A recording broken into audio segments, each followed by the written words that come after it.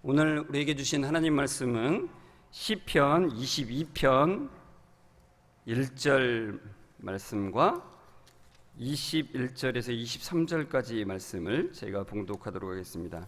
구약성경 시편 22편 1절 그리고 21절에서 23절까지 말씀입니다.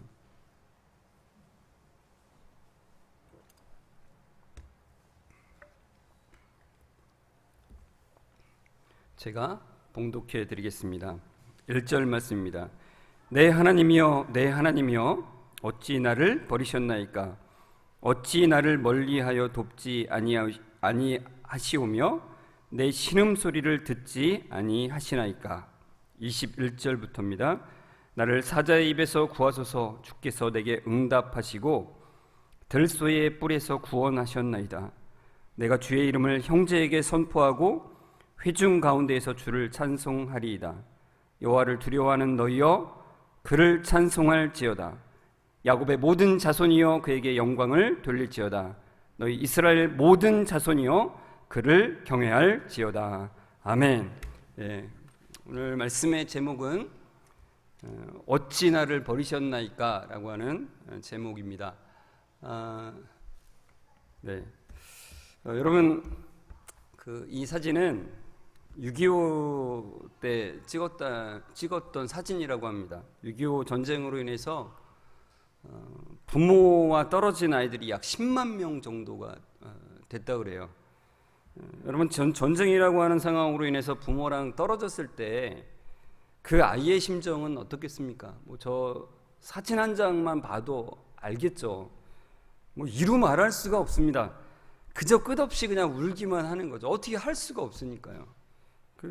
자기의 능력으로는 생존 능력이 없는 아이들로서는 부모의 도움은 절대적이잖아요. 그런데 그 절대적인 부모로부터 떨어지는 것은 그 공포 그 자체죠. 의도적이든 의도적이 아니든 그런 아이로서는 감당하기 어려운 버림받음입니다. 공급과 보호로부터 완전히 끊어지는 고통이 있는 것이죠. 그런데 여러분 이제 성경은 이렇게 우리에게 말해주고 있어요. 우리 모든 인간이 저런 버림받음의 상태라는 것이죠. 그런데 인간은 그 버림받음의 상태를 잘 느끼지를 못합니다. 마치 막 잘려진 꽃처럼 그렇습니다. 여러분 사진을 보시면 이제 꽃이 이렇게 잘려 있잖아요. 그러니까 꽃은 줄기를 통해서 물과 양분을 공급받습니다. 그런데 저 사진처럼 이제 줄기가 이제 잘리면 더 이상 물과 양분을 공급받지 못하게 되죠. 그러니까 생명과 단절된 것입니다. 생명으로부터의 버림받음인 거죠. 그런데 우리가 이제 식물을 이렇게 딱 잘랐다 해서 식물이 와 그러고서는 죽진 않잖아요. 바로 그죠? 한참 동안 일주일이 될지도 모르고 2주일이 될지도 모르고 아무 일이 없었던 것처럼 생명활동을 계속합니다. 단지 아주 천천히 이제 말라 죽어가는 것이죠. 그러니까 성경이 바로 하나님을 떠난 인간이 이와 같다는 거예요. 그러니까 생명이신 하나님과 떨어져서 실제로는 생명과 분리가 되었는데도 그거를 잘 모르고 생명활동을 하니까 자신이 버림받았다는 사실을, 그러니까 생명과 끊어졌다는 것을 모른 채 살아가는 게 인간이라 이거죠. 오늘 우리가 읽었던 본문 시편 21편은 이 버림받음으로 시작을 합니다. 22편 1절을 제가 다시 한번 읽겠습니다. 내 하나님이여 내 하나님이여 어찌 나를 버리셨나이까? 어찌 나를 멀리하여 돕지 아니하시며 내 신음소리를 듣지 아니하시나이까? 이 시편 22편은 다윗이 지은 시입니다. 다윗은 죽을 고비를 많이 넘겼습니다. 사울에게 쫓기기도 했고 여러 가지 대적들과의 싸움에서 많은 죽을 고비들을 넘겼던 사람입니다. 그리고 다윗을 조롱하는 사람들도 많이 있었습니다. 그 왕이 되기 전에도 그랬고 왕이 된 후에도 그랬습니다. 다윗은 그런 많은 고비들 중에서 가장 절망적인 순간이었던 것 같아요. 이 노래를, 이 시를 말할 때 가장 힘들었던 상황이었던 것 같습니다. 가장 죽음에 가까웠던 순간이 아니었나 생각이 듭니다. 그런 상황에서 다윗은 간절히 부르짖으면서 기도하는 거죠. 내 하나님이여, 내 하나님이여, 어찌 나를 버리셨나이까? 어찌 나를 멀리하여 돕지 아니하시며 내 신음소리를 듣지 아니하시나이까? 이렇게 간절히 기도하는데 하나님께서 곧바로 응답하지 않으십니다. 그리고 나서 사람들이 그를 벌레처럼 보는 거예요. 이 벌레만도 못한 이러면서 나쁜 말을 하고 욕을 합니다. 그를 비웃으며 입을 삐죽거리고 머리를 흔들면서 조롱을 합니다. 내가 하나님 믿으니까 야, 하나님이 너 구해 주실 거야. 이렇게 조롱하는 말들을 하는 거죠. 이게 시편 22편의 이제 1절 이후에 쭉 나오는 얘기인데요. 이 얘기들을 보면은 가만히 보다 보면은 뭐가 생각나냐면 바로 십자가에 달리신 예수님이 생각나게 됩니다. 그러니까 예수님이 십자가에 달리셨을 때의 상황인 것을 너무나 잘 사실 보여주고 있어요. 실제로 예수님께서는 십자가에 달리셨을 때 이 시편 22편 1절에 있는 말씀을 하셨습니다. 제가 한번 읽어볼까요? 마태복음 27장 46절인데요. 제9시쯤에 예수께서 크게 소리질러 이르시되 엘리 엘리 라마 사박다니 하시니 이는 곧 나의 하나님 어찌하여 나를 버리셨나이까 라는 뜻이라. 엘리 엘리 라마 사박다니라는 말은 바로 시편 22편 1절 말씀입니다. 여러분, 이 시편 22편 1절만 아니라 다른 절들도 예수님이 마치 십자가상에서 그 아래를 보시면서 상황을 설명하고 계신 것처럼 사실 이 시편 22편은 묘사를 하고 있어요. 제가 좀 읽어드릴게요. 시편 22편 7절과 8절에 이렇게 되어 있습니다. 나를 보는 자는 다 나를 비웃으며 입술을 삐죽거리고 머리를 흔들며 말하되 그가 여호와께 의탁하니 구원하실걸, 그를 기뻐하시니 건지실걸 하나이다. 이런 표현들이 있잖아요. 비웃으며 머리를 흔들며 그가 여호와를 의탁하니 구원하실걸, 이런 표현들이 다 복음서에서 예수님의 십자가 상황을 설명할 때 나왔던 말들입니다. 그리고 시편 22편 16절에서 18절을 보시면 개들이 나를 에워쌌으며 악한 무리가 나를 둘러 내 수족을 찔렀나이다. 내가 내 모든 뼈를 셀 수 있나이다. 그들이 나를 주목하여 보고 내 겉옷을 나누며 내 속옷을 제비 뽑나이다. 여러분, 너무 적나라하지 않습니까? 내 수족을 찔렀나이다라는 것은 바로 예수님의 손과 발이 못에 박히는 장면을 사실 보여주고 있죠. 그리고 내 겉옷을 나누며 속옷을 제비 뽑나이다라는 것도 복음서에 나오는 예수님의 그 십자가 상황과 너무나 일치하죠. 십자가에서 물과 피를 모두 쏟으셔서 예수님은 이제 뼈를 셀 수, 겉에서 보기에 뼈를 셀 수 있을 정도가 되는 거예요. 그러니까 예수님의 십자가 상황을 너무나 잘 묘사하고 있습니다. 그러니까 시편 22편은 다윗의 노래지만 실제로는 예수님의 노래예요. 예수님의 십자가 지심을 말씀하고 있습니다. 그런데 여러분, 우리가 한번 생각을 해봤으면 좋겠어요. 예수님은 왜 십자가상에서 이 시편 22편 1절로 예수님 자신의 상황을 크게 소리질러서 말씀을 하신 걸까? 조금 더 깊이 들어가면, 그러면 예수님은 왜 십자가 지시는 것을 버림받음으로 표현을 하신 것일까?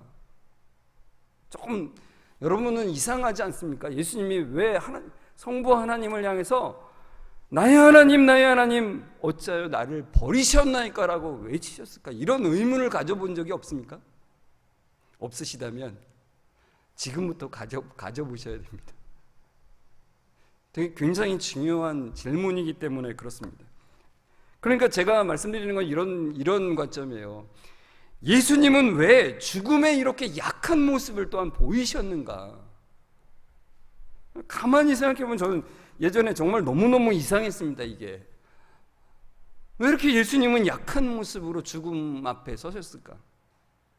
능력의 예수님이 죽음에 당당하셔야 자연스러울 것 같은데, 당당하지는 않으시더라도 담담은 하셔야 될 것 같은데, 당당은 아니어도 담담은 하셔야 될 것 같은데, 그래야 좀 뭔가 어울릴 것 같은데, 죽음을 두려워하시는 예수님의 모습이 정말 안 어울리는 거예요. 성경에 나오는 사도 스데반이 있잖아요. 스데반은 이제 돌에 맞아 죽었잖아요. 예수님을 증거하다가. 근데 그 스데반의 모습을 보면요, 이 예수님의 모습과는 정말 달라요. 당당하고요, 끝까지 밝은 웃음으로 하늘을 바라보면서 빛이 나면서 죽어요. 근데 예수님은 왜 이러는 것일까? 근데 여러분, 이 질문이 굉장히 중요한 질문이에요. 왜냐하면은 예수님을 믿는다고 하는 많은 사람들이 예수님의 죽음에 대해서 오해하면서 진리를 비껴가기 때문에 그렇습니다. 굉장히 중요한 진리가 사실 이 질문에 담겨 있기 때문에 그래요. 여러분, 종교개혁자 마틴 루터는 이런 말을 했습니다. 예수님처럼 죽음을 두려워했던 인간은 없다. 어떻게 공감이 되시나요? 동의가 되시나요? 아니면은 반발이 일어나지는 않습니까? 얼핏 생각하면 예수님을 굉장히 모독한 것 같은 말인 것 같기도 하잖아요. 그런데 이 마틴 루터의 말에는 굉장한 의미가 담겨 있습니다. 어떤 의미일까요? 바로 오직 예수님만이 진짜 죽음이 무엇인지 아시는 분이시다는 얘기예요. 다시 한번 말씀드릴게요. 오직 예수님만이 진짜 죽음이 무엇인지 아시는 분이시다는 거예요. 굉장히 중요한 말입니다. 예수님은 십자가를 지시기 전에 겟세마네로 가셔서 이런 기도를 하시죠. 말씀하시되 내 마음이 심히 고민하여 죽게 되었으니 너희는 여기 머물러 깨어있으라 하시고 조금 나아가서 땅에 엎드려 될 수 있는 대로 이때가 자기에게서 지나가기를 구하여 이르시되 아빠 아버지여, 아버지께는 모든 것이 가능하오니 이 잔을 내게서 옮기시옵소서. 그러나 나의 원대로 마옵시고 아버지의 원대로 하옵소서 하시고. 여러분, 이 예수님의 기도를 보고서 이런 생각을 할 수 있겠죠. 야, 예수님도 못 박히고 숨이 끊어지는 것을 무서워했는데 나쯤이야 뭐. 또는 예수님은 십자가에 달리는 육체적 고통이 얼마나 두려우셨으면 이런 기도를 하실 수 있을까? 하셨을까? 뭐 여러분, 이런 생각이 들 수가 있죠. 그런데 예수님이 두려워하신 게 무엇인지를 아는 게 중요해요. 근데 우리는 자꾸 그 육체적인 고통, 영혼과 육이 떨어지는 것에, 그 죽음에 굉장히 관심을 갖고 거기에만 초점을 맞추기가 쉽다는 것입니다. 그러나 예수님이 두려워하는 것은 바로 육체적인 고통이나 영혼과 육이 분리되는 그 죽음에 대한 그 두려움 이상이에요. 예수님이 두려워하시는 고통은 바로 성부 하나님으로부터 끊어지는 고통입니다. 그 백성들의 죄를 짊어지고 받아야 하는 하나님의 진노를 받는 고통이라는 것입니다. 여러분, 예수님은, 성자 하나님이신 예수님은 성부 하나님과 한 번도 떨어지신 적이 없어요. 그런데 이제 십자가상에서는 성부 하나님과 끊어짐을 경험해야 됩니다. 왜요? 우리가 끊어졌기 때문에, 우리가 버림받았기 때문에 그것을 대신하기 위해서 성부 하나님과 떨어지셔야 됐어요. 그리고 성부 하나님의 모든 진노를 홀로 받는 그 고통을 십자가에서 당하셔야 됐다는 것입니다. 여러분, 그 고통이 어떤 것인지 우리는 상상할 수조차 없어요, 사실. 그렇지 않습니까? 우리는 그 성부 하나님과 떨어지는 고통이 어떤 것인지 우리는 전혀 알 수가 없죠. 그러나 예수님은 그 고통이 무엇인지 정확히 아신다는 것입니다. 그래서 이 잔을 내게서 옮기시옵소서라고 기도하는 거죠. 그러나 주님이 그 고통을 담당하셔야만 구원의 역사가 일어나는 것이기 때문에, 구원의 역사가 이루어지는 것이기 때문에 그것을 너무나 잘 아시기 때문에 죽기까지 순종하는 자리로 예수님은 가시는 겁니다. 그러니까 여러분, 이 질문을 한번 잘 보십시오. 예수님은 왜 순교자들처럼 기쁨과 담대함으로 죽음을 맞이하지 않았는가? 좀 전에 제가 말씀드린 거죠. 죽음 앞에 예수님이 너무 초라해지신 거 아닌가? 여러분, 기독교 신앙, 하나님을, 예수님을 믿지 않는 사람들도 죽음 앞에서 당당히 죽는 사람들 많아요. 그렇지 않습니까? 그런데 그것은 진짜 죽음이 무엇인지 모르기 때문에 그런 겁니다. 진짜 죽음을 안다면 그렇게 당당하게 죽을 수가 없어요. 그렇다면 순교자들은 어떻습니까? 순교자들의 죽음은, 그러니까 스데반과 같은 순교자들의 죽음은 예수님의 죽음과는 질적으로 다릅니다. 그러니까 순교자들은 진짜 죽음이 해결된 것을 알기 때문에, 그러니까 스데반이 그런 거죠. 스데반은 자기의 진짜 죽음이 예수님으로 인해서 해결된 것을 알기 때문에 죽음을 기쁘게 맞이할 수가 있었던 것입니다. 그러니까 바로 예수님이 우리 대신해서 버림받으셨기 때문에 가능한 일이라는 것입니다. 그러니까 여러분, 우리가 명심해야 돼요. 예수님은 우리 대신에 버림을 받으셨습니다. 그러니까 예수님은 우리 대신에 성부 하나님과 끊어지셨습니다. 예수님은 우리 대신에 죄에 대한 진노를 받으셨습니다. 그러므로 우리는 진짜 죽음을 무서워하지 않아도 됩니다. 놀라운 것입니다.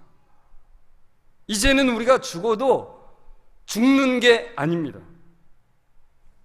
아시겠습니까? 죽어도 죽는 게 아닙니다. 저를 한번 따라서 해보시겠어요? 죽어도 죽는 게 아닙니다. 네. 여러분, 우리는 죽어도 죽는 게 아니에요. 진짜 죽음의 문제를 예수님께서 해결하셨기 때문에 그렇습니다. 그러니까 우리의 죽음은 세상 사람들이 말하는, 그냥 예수님을 모르는 사람들이 말하는 죽음이 아니라 주님의 품에 안기는 거죠. 놀라운 것입니다. 여러분, 시편 22편 이제 21절로 1절을 좀 보시는데요. 이 시편 22편 21절은 반전을 이루는 절입니다. 그러니까 이 전까지는 그 버림받음의 고통과 울부짖음, 기도가 나와 있는데 21절에 이제 반전이, 이제 구원이 일어납니다. 그러니까 하나님께서 십자가에서 버림받으신 예수님을 그냥 내버려 두지 않으시고 죽음에서 예수님을 건지십니다. 구원하셨습니다. 죽음에서 생명으로 옮기신 것이죠. 그리고 이제 22절과 23절에 보시면은 구원받으신 주님의 모습을 이제 설명하고 있는데 이렇게 되어 있습니다. 내가 주의 이름을 형제에게 선포하고 회중 가운데서 주를 찬송하리이다. 여호와를 두려워하는 너희여 그를 찬송할지어다. 야곱의 모든 자손이여 그에게 영광을 돌릴지어다. 너희 이스라엘 모든 자손이여 그를 경외할지어다. 이 시편 22편 22절과 23절을 히브리서 2장에서 해설을 해주고 있습니다. 히브리서 2장 11절 12절을 제가 읽어보겠습니다. 거룩하게 하시는 이와 거룩하게 함을 입은 자들이 다 한 근원에서 난지라. 그러므로 형제라 부르시기를 부끄러워하지 아니하시고 이르시되 내가 주의 이름을 내 형제들에게 선포하고 내가 주를 교회 중에서 찬송하리라 하셨으며. 이게 무슨 얘기냐면요, 거룩하게 하시는 분은 예수 그리스도시죠. 그리고 거룩하게 함을 입은 자들은 성도들이죠. 예수 그리스도와 성도들이 한 근원에서 난지라라고 하죠. 제가 지난번에 설명드렸죠. 우리는 예수님과 합하여서 하나님의 구원함을 받은 자들입니다. 그러니까 예수님과 우리는 하나 되어서 같은 구원을 받은 것입니다. 그래서 예수님이 뭐라고 그러냐면은 주의 이름을 내 형제들에게 선포하고라고 하잖아요. 그러니까 뭐라고 설명하냐면 11절에 형제라 부르시기를 부끄러워하지 않으신대요. 그러니까 다른 말로 말하면 이런 거예요. 우리가 같이 하나 되어서 하나님께 구원을 받았기 때문에 우리는 같이 하나님의 자녀가 된 거라 이거죠. 그래서 예수님은 우리를 형제라 부르기를 부끄러워하지 않으신대요. 그러니까 예수님이 우리를 동생들이라고 부르신다는 거죠. 그럼 우리는 예수님을 뭐라고 부를 수 있는 겁니까? 대답하셔도 됩니다. 형님 또는 오빠라고 불러도 되는 거예요. 되게 어색하죠. 근데 이 말씀의 의미가 그거예요. 예수님이 우리를 형제들이라 부르기를 부끄러워하지 않으신대요. 동생들아 이렇게 하신다는 거죠. 그래서 우리는 예수님이 사실은 우리의 형이고 오빠가 되시는 거예요. 그래서 예수님은 그 동생들, 즉 우리 모든 성도들에게 하나님의 이름을 선포하셨고 성도들의 모임인 교회에서 찬송을 하셨어요. 찬양 인도를 하셨습니다. 그 찬양 인도가 바로 이제 그 뒤에 나오는 거죠. 시편 22편 22절과 23절에 보면 내가 주의 이름을 형제에게 선포하고 회중 가운데서 주를 찬송하리이다. 여호와를 두려워하는 너희여 그를 찬송할지어다. 야곱의 모든 자손이여 그에게 영광을 돌릴지어다. 너희 이스라엘 모든 자손이여 그를 경외할지어다. 이게 바로 예수님의 찬양 인도 내용입니다. 성도 여러분, 하나님 경외하기를 버린 우리죠, 사실. 그런 우리는 영원히 버림받을 수밖에 없었습니다. 그러나 예수님께서 우리 대신에 버림받으심으로 우리가 버림받아야 될 것을 대신하셨어요. 그래서 부활하심으로 또한 우리 안에서 하나님 경외함이 회복되게 하셨습니다. 여호와 하나님 경외함을 즐거움으로 삼으셔서 우리도 하나님 경외함을 즐거움으로 삼게 하셨어요. 하나님 경외함이 회복된 자들이 주님의 찬양 인도를 통해서 주님이 찬양 인도를 하고 계세요. 그리고 우리 같이 함께 하나님의 영광을 찬양하는 것이죠. 저는 몇 년 전에 어느 가을날 제 두 아들을 데리고 청계산을 간 적이 있습니다. 청계산 어디 있는지 아시죠? 과천 서울 이렇게 걸쳐 있는 산인데 의왕까지 거쳐 있습니다. 그래서 이제 의왕 쪽으로 해서 이 산을 올라가는데요. 이제 조금 늦게 갔어요. 오후 3시쯤에 갔는데 그 당시에 제 아들 둘의 나이가 8살, 6살 정도 됐습니다. 오후 3시쯤에 이제 산 밑에 도착을 했는데 이제 저는 그렇게 생각했습니다. 1시간 정도만 올라갔다가 내려와서 한 5시 정도에는 이제 집으로 출발해야지 그렇게 생각을 했습니다. 그런데 그날 이상하게도 평소에는 안 그러던 첫째 아들이 아빠 산에 왔으면 정상까지 가야지 뭐 이러는 겁니다. 그래서 그래? 평소에는 안 그러는 아들이 그러니까 그래 가자 우리 정상까지 가보자 그러고서는 열심히 올라갔습니다. 3시간을 걸어서 올라갔고 오후 6시에 도착을 했어요. 가을날이었기 때문에 이제 날이 이제 빨리 어두워지기 시작을 했죠. 그래서 이제 정상에 도착한 다음에 우리 이제 빨리 내려가야 되겠다고 내려가는데 아무도 없어요, 사람이. 어둠이 짙게 깔리고 이제 나무 사이들 속은 훨씬 더 어둡죠. 그 어두운 길을 걸어가는데 저희 3명이 어떻게 보면 사실 두려움을 이기기 위한 것일지도 모르겠지만 같이 노래를 불렀어요. 그러니까 되게 즐겁더라고요. 너무너무 즐겁게 노래도 부르고 얘기하면서 내려오는데 문득 제가 이런 생각이 갑자기 드는 거예요. 만약에 내가 이 자리에 없다면 이 두 아들은 어떻게 될까? 어떨까? 이런 생각이 사실 문득 드는 겁니다. 여러분 어땠을까요? 그 아들들은 그 산속에서 공포 그 자체겠죠. 여러분 8살, 6살 아이들이 아빠와 함께 있기 때문에 그 캄캄하고 정말 한적한 그 산길, 그 무서운 산길을 걸으면서도 웃으면서 내려올 수 있는 거 아니겠습니까? 그렇지 않습니까? 여러분, 우리의 삶도 마찬가지예요. 우리의 아빠 되시는 하나님과 함께 있지 않으면 사실 우리는 버림받은 상태라는 것을 우리는 깨달아야 된다는 것입니다. 여러분, 그 버림받음의 공포를 지금은 다 알지 못한다 할지라도 그것을 확실히 아는 날이 올 것이라고 성경은 우리에게 말해주고 있어요. 여러분, 그 버림받음을 대신하신 분이 여기 계십니다. 예수님이 십자가를 지신 이유를 분명히 아는 은혜가 여러분들에게 함께하기를 소원합니다. 여러분, 우리가 십자가를 볼 때에 얼마나 아프실까 하면서 육체적 고통에 초점을 맞추지 않기를 바랍니다. 여러분, 예전에 나왔던 그 패션 오브 크라이스트라고 하는 영화 아시죠? 그 영화는 사실 성경이 말하는 것을 빗나가게 하는 영화예요. 그러니까 성경은 절대로 예수님의 육체적 고통을 세밀하게 묘사하지 않습니다. 잘 보십시오. 성경을 잘 보십시오. 굉장히 덤덤하게 설명하고 계십니다. 성경은.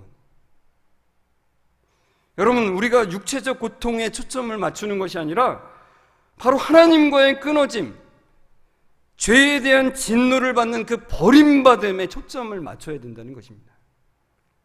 그것을 보는 은혜가 여러분과 함께하기를, 그래서 그것을 대신하신 주님을 확실히 붙잡는 여러분이 되시길 바랍니다. 주님은 내가 당해야 하는 버림받음의 고통을 대신 당하셨습니다. 그래서 우리는 하나님과 영원히 끊어지는 고통이 더 이상 없어요. 그래서 우리는 하나님의 영원한 진노의 고통이 더 이상 없습니다. 이 시간에 우리 함께 그 기쁨을 노래했으면 좋겠습니다. 그 기쁨을 주신 주님을 찬양하길 원합니다. 우리 찬송가 151장의 후렴 부분인데요, 십자가 십자가 내가 처음 볼 때에 나의 마음에 큰 고통 사라져. 오늘 믿고서 내 눈 밝았네. 참 내 기쁨 영원하도다. 함께 부를까요? 십자가 십자가 내가 처음 볼 때에 나의 마음에 큰 고통 사라져. 오늘 믿고서 내 눈 밝았네. 참 내 기쁨 영원하도다. 십자가 십자가 십자가 십자가 내가 처음 볼 때에 나의 마음에 큰 고통 사라져.